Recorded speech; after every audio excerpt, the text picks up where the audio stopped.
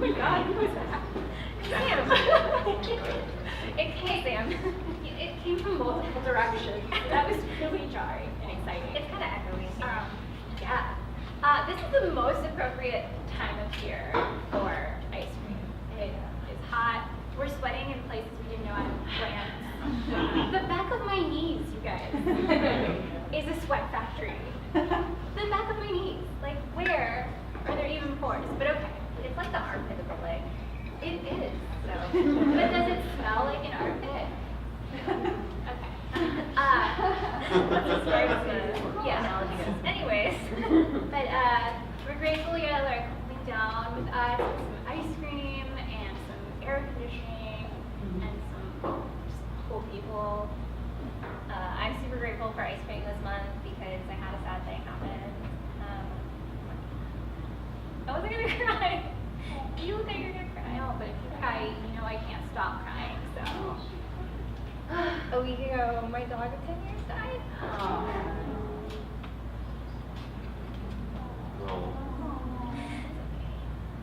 Well, give me your hug. Yeah, let's just like pass you around for a hug. Okay, can you tell me about the ice cream? Because I can't get through it. Yes, so the dog's name is Lavender. She was so sweet and delicious. Just like, I should not. Yeah. There's lavender ice cream in honor of lavender. Okay, there we go. Moving on. That's the better way to say that. But yeah, so tonight we are eating ice cream for lavender, doing great work featuring amazing women in the honor of lavender, the world's goodest, bestest dog. He was an amazing woman dog.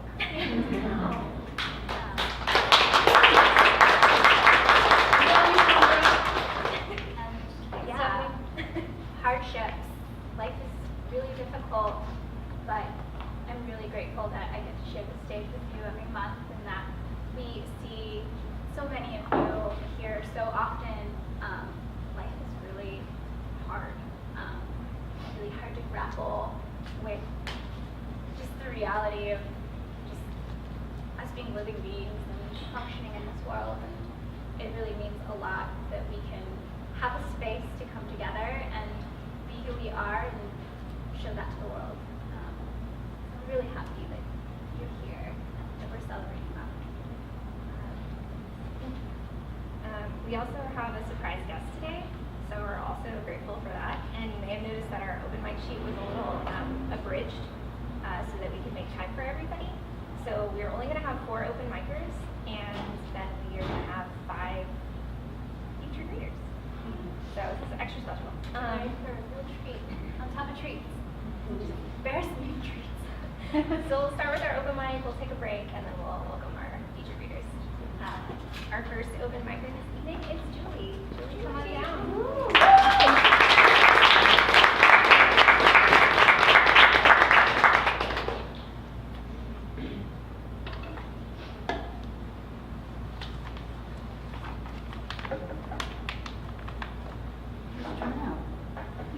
I'm going to read one poem, and it's about my child who turned 25 yesterday. And when she was a little girl, I had a job, and so she was in daycare. After school, I finished 3 square feet of grant proposals, pedagogical dross, head for her, head full of appointments I forgot to write on my agenda. And at the babysitter's, she brings me 1 tree sapling, half the width of a toothpick, with moss stuck and leaf mass, moss sprouts, fine hairs, several sprigs of pink maple helicopters, tufts of wild carrots, and we head off. Stop for dinner, during which we discuss God, he or she, he and she. Do I believe? Do I? Does she? What is Easter? Hanukkah's longer than Christmas, you know, and Jesus is God, and some people are Jewish. It's like brown eyes, I say, and blue. Some are this, some that. And on leaving, we see a hot air balloon in a field It's hard to breathe right now. And on leaving, we see a hot air balloon in a field beyond the First Baptist Flying Saucer lookalike church. Stop and walk right up to the basket, the flame, so she could see how hot air rises. Look into the great gaping interior. Big as God to her it must be. But she's more interested in the purple haze of flowers and runs to disroot a fistful before we're back in the car for the long ride home. And she says, "Pen, quick, give me a pen fast. I've got a poem in my head." And I turn on the overhead light, find one French fry covered with car hair and melted crayon bumps, dig out a stub of robin's egg blue so she can write her longest story yet, mouthing each tasty syllable, each moan of her weeping dog who's chained up. Then, "Turn off the light, we're getting near the deer. We're getting near where the deer are."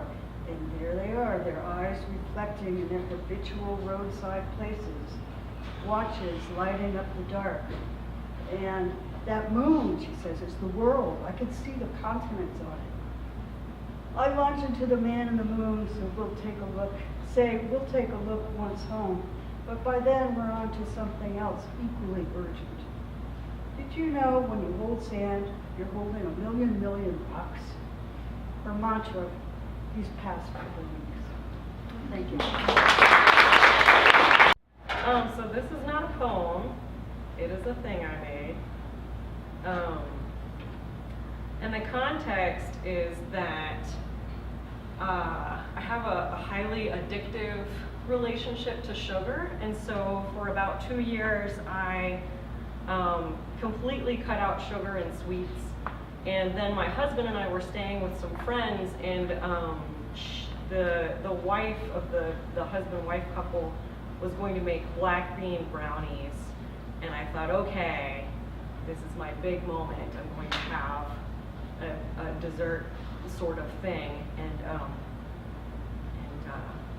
the brownie incident was born. So here we go. 12 o'clock. Our lovely host Ellen talks about her favorite recipe for black bean brownies. 12:15. I am thinking about brownies. 12:45. Ellen's husband Jack talks about brownies, expressing interest and curiosity. Ellen's reply is non-committal. I am thinking about brownies. 1 o'clock. Ellen decides to locate the recipe for brownies. I am reading a book and try to pretend that my mouth doesn't water every time she says brownies. 1:15. Ellen locates the recipe and shows it to me. The ingredients are all things I permit myself to eat. I am overcome with lust. 1:30. Ellen begins to make brownies. I ask if I can help a little too eagerly. She politely declines. I criticize the way she uses her food processor. 2 o'clock. The brownies go in the oven. Ellen announces to the room that they will be done cooking in 2 hours. I am appalled. 2:15. The house reeks of brownies. 3 o'clock to 4 o'clock. I ask Ellen every 5 minutes if they are done yet, and isn't she worried they might be burning since they've been in there for so long? 4 o'clock. The brownies are done. Ellen removes the brownies and sets them aside to cool. 4:15. The brownies are cooling. 4:30. The brownies are cooling. 4:45. The brownies are cooling. 5 o'clock. Has everyone else forgotten about the brownies? How do I get a brownie? Can I take a brownie? Should I ask for a brownie? How many brownies can I eat appropriately? Should I wait for someone else to eat a brownie first? The house reeks of brownies and I'm drowning in saliva. 5:30. My husband wonders aloud if we should start cooking dinner and my heart sinks. I realize that the brownies aren't going to happen until after dinner. 5:45 to 6:45. I begrudgingly help cook dinner while the brownies mock me from the stovetop. 7:45. We sit to eat. I finish before everyone else and pretend to be engaged in the conversation. 7:50. I'm struck with panic as I remember I can't eat chocolate at night because it keeps me awake. What some sort of cruel joke is this? 8:30. Everyone finishes dinner and Ellen suggests we eat brownies on ice cream for dessert. I am catatonic and unresponsive. 8:35. I watch Jack and Ellen eat brownies and ice cream. I die inside. Jack enjoys his dessert loudly. These are so good. Thanks for making these. I love brownies. 9 o'clock. I help clean up dinner while the half-eaten pan of brownies continues to mock me from the stovetop. 9:30. I immerse myself in a novel and try to forget about brownies before bedtime. 11. I get ready for bed and imagine myself eating brownies for breakfast. 11:30. I lay in bed and imagine myself eating brownies for breakfast. 12 a.m. I wake up from a dream about eating brownies. 12:30. I wake up from yet another dream about eating brownies. 1:30 a.m. I wake up from a third dream about eating brownies. I give up and go into the other room to read. 2:30 a.m. I am reading Eat, Pray, Love, and the author is giving pornographic descriptions of cannolis. My salivary glands get back to work. 6:30 a.m. I finish the entire book and go back to bed exhausted. 7:30 a.m. I wake up and think about eating brownies again for breakfast. 7:31, no one is awake. I go into the kitchen and serve myself a brownie. 7:32, I eat the brownie. 7:33, the brownie is okay. It's fine. I mean, it's made with black beans, so it's about what you would expect. It tastes like chocolate-flavored disappointment. 9 o'clock, Ellen packs half of the rain-making brownies for her and her husband to take on the airplane. She puts the other half in the pantry for my husband and I to eat later. 11 a.m., we drive Jack and Ellen to the airport. 12 p.m., we arrive back at the house. 12:01, I hide in the bathroom and eat the rest of the brownies.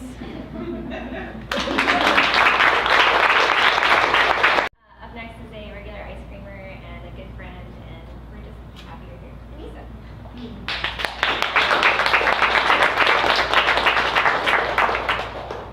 As always, I'm glad that you guys put this on.